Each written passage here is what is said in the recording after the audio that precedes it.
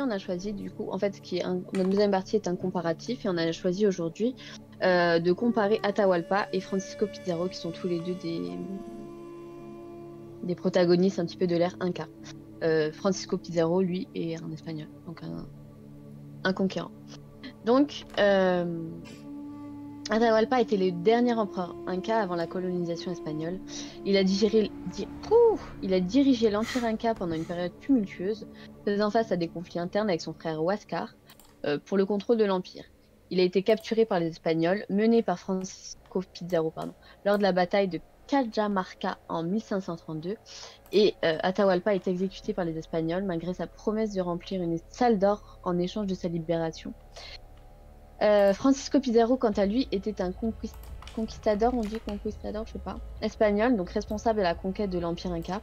Il a mené une expédition audacieuse et a profité des divisions politiques et des querelles internes au sein de l'Empire Inca pour capturer Atahualpa. Donc pour rentrer un petit peu plus dans le détail de Atahualpa et Pizarro, donc Atahualpa, il est né vers 1500 et est mort le 26 juillet 1533, et c'est le dernier empereur de l'Empire Inca indépendant. Donc il grandit dans un contexte de rivalité entre ses frères pour le contrôle de l'Empire, après la mort de leur père, et c'est son frère Huáscar qui est censé en hériter, mais il est très impopulaire auprès du peuple, et une guerre civile s'engage entre les deux frères qui laisse Atahualpa vainqueur, qui tue son frère. Cependant, cela affaiblit fortement l'Empire Inca, Oui, c'est les cités d'or. à l'heure où les Espagnols rentrent dans le continent. Donc, Francisco Pizarro, quant à lui, est un soldat analphabète espagnol, connu pour sa brutalité et son absence de compassion. Et celui-ci emboîte le pas à Hernán Cortés, donc dans sa quête de domination d'Amérique. Hernán Cortés qui avait conquis le Mexique. Donc partant de Castille, il se lança à la découverte de la côte ouest de l'Amérique du Sud. Ses premières explorations lui valurent le soutien direct de l'empereur Charles Quint pour assujettir les populations locales, notamment l'Empire Inca en plein cœur des Andes, où l'abondance des mines d'or et d'argent ne passait pas inaperçue. Donc, totalement la volonté des Espagnols. En profitant des tensions entre l'empereur Atahualpa et son frère, Pizarro s'impose comme médiateur. Lors de la première rencontre, il exige de l'empereur qu'il se convertisse au christianisme. Malheureusement, c'est un échec, enfin malheureusement pour lui en tout cas. Donc la demande est évidemment rejetée. Les Espagnols intervinrent alors, attaquant l'entourage de l'empereur et le massacrant. Atahualpa fut capturé donc le 16 novembre 1532 et demeurera plusieurs mois détenu par Pizarro.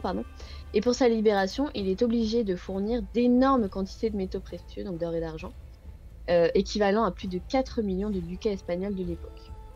Je sais pas à quoi ça ressemble. Je sais pas. Un ducat, tu connais la valeur de la monnaie? Non, mais tu peux regarder. je vais faire des recherches, vas-y. Désolé. Donc les Espagnols ayant pris la mesure de la puissance de l'homme et de la volonté de ses hommes, commencent à penser qu'il a un peu trop de prestige et peut-être un petit peu trop d'autorité du coup sur son peuple, et ils ont peur qu'ils finissent par reprendre le dessus. Donc Pizarro condamne ainsi Atahualpa, et marquant ainsi la fuite de l'Empire Inca.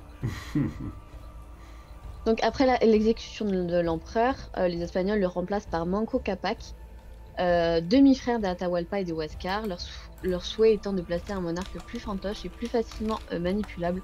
Malgré cela, le nouvel empereur se rebelle contre les conquistadors et réussit à renverser pendant quelques temps la puissance des Espagnols. D'ailleurs, petite anecdote que j'aime bien, j'adore placer des petites anecdotes de merde, mais que j'aime beaucoup. La maman de Atahualpa s'appelait Tupac. Voilà. Yeah. T'aurais dû me le dire, voilà. J'aurais mis avant. Donc, du coup, yep. Tu peux me montrer la petite... Bien sûr. Merci. Donc on a pris une petite illustration pour vous représenter un petit peu les deux Gugus. Ouais. Donc en gros, pour rentrer réellement dans le comparatif, même si en soi on sait très bien que là c'est un petit peu compliqué de voir leur comment ça s'appelle, leur qualité commune, enfin qualité entre guillemets. Donc on peut dire que les deux ont un réel leadership et une ambition. Donc ce sont tous les deux des leaders charismatiques dans leur individualité. Atahualpa en tant qu'empereur et Pizarro en tant que conquistador espagnol qui cherche à étendre l'influence de son pays. Les deux ont aussi une implication dans la chute de l'Empire Inca, comme on a pu le voir. Mais ils ont aussi beaucoup de points divergents, donc sur un même point commun. Donc, origine et culture, l'un est un autochtone, tandis que, donc descendant d'une lignée royale, tandis que le deuxième représente clairement juste son pays et ses intérêts économiques et impériaux. Leurs objectifs et motivations, donc Atahualpa cherche à maintenir l'Empire Inca contre les menaces internes et externes, comme on a pu le voir avec son frère. Pizarro, quant à lui, était motivé donc par la recherche de gloire, de sa propre gloire, comme a pu le connaître Hernán Cortés après la conquête du Mexique. Donc de la richesse et de l'expansion et de l'influence de son pays.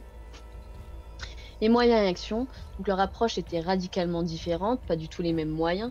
Atahualpa gouverne son empire en utilisant des structures politiques et sociales donc, traditionnelles de ses origines, quoi.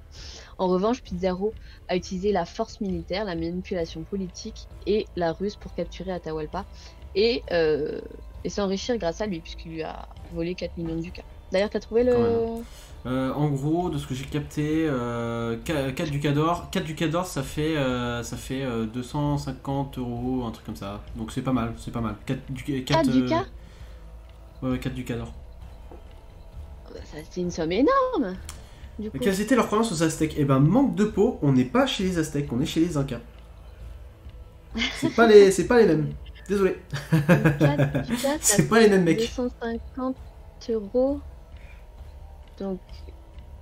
Des ducats espagnols. 250 c'est des ducats, il y en a plein. 4 millions. 4 millions, ça fait 6 0, ouais.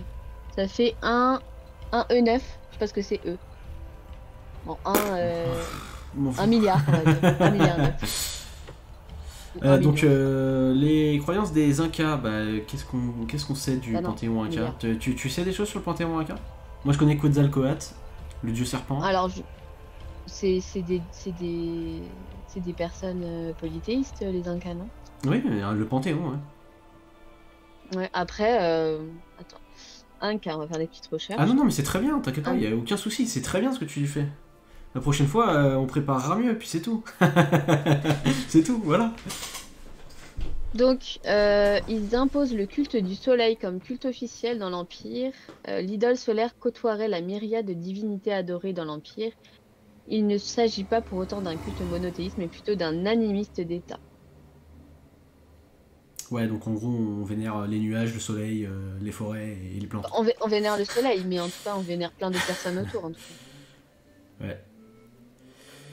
Et d'ailleurs, petite, c'est pas vraiment une anecdote parce que je serais pas capable de raconter exactement ce qui se passe, mais il y avait une espèce de communisme avant l'heure chez les Incas.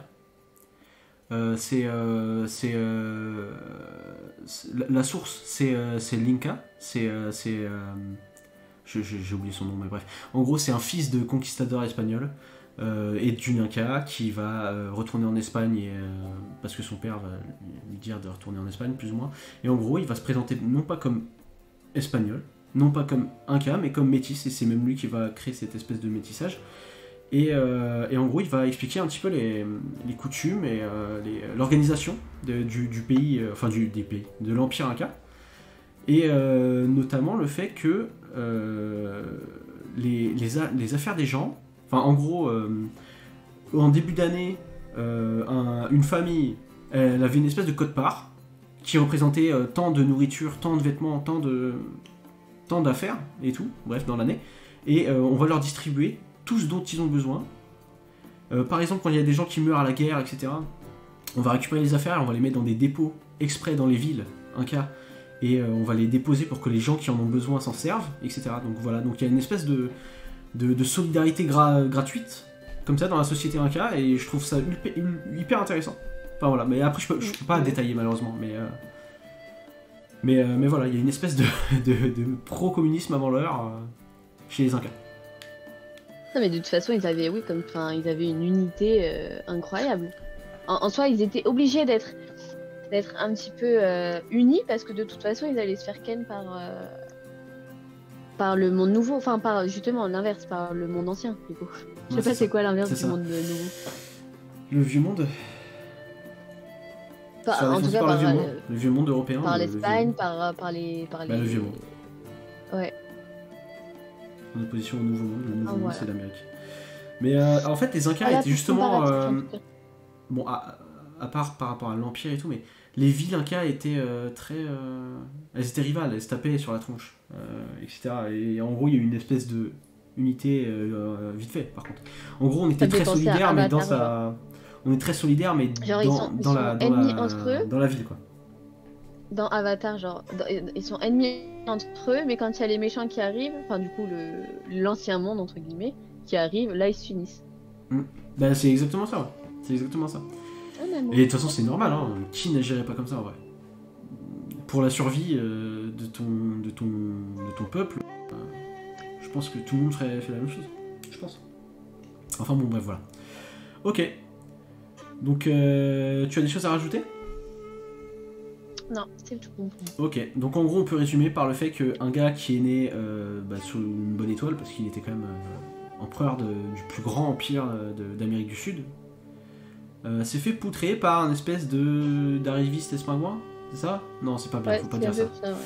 Faut pas dire ça. Non, Non, mais en en vrai, soi, voilà, par c'est la quelqu'un volonté qui a été impérialiste opportuniste. de l'Espagne, ils ont réduit à néant un empire aussi puissant, en tout cas Et millénaire. chez eux, Et millénaire. un cas quoi. Ouais.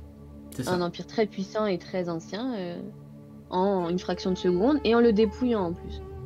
Et tout ça grâce à une arme absolument incroyable. Bah, l'arme à feu, hein, ça aide quand même vachement d'avoir des mousquets. Des choses qui font peur. Là, par exemple, il y avait même pas de chevaux en Amérique. L'Amérique ne connaît pas les chevaux. Donc du coup, les Espagnols, ils débarquent avec des chevaux, des fusils, etc. En fait, si maintenant tu as beaucoup de chevaux en Amérique, tu sais, même des chevaux sauvages, etc., c'est parce que les Espagnols les ont importés. Il n'y avait pas de chevaux en Amérique. Ça n'existait pas. Donc nous, ok, on a récupéré les tomates et les pommes de terre, mais eux, ils ont récupéré les chevaux. Voilà. Et d'ailleurs, petite anecdote, les Incas ne connaissaient pas la roue. Alors c'est ultra étonnant parce que ils avaient des routes qui faisaient plusieurs milliers de kilomètres pour relier les villes entre elles, etc. et tout, mais ils n'avaient pas la roue. Donc en gros, ils tiraient la roue. Ils avaient les routes, mais ils n'avaient pas la roue. Et donc il n'y avait pas de chariot, pas de choses comme ça. Enfin bref, voilà. Bon.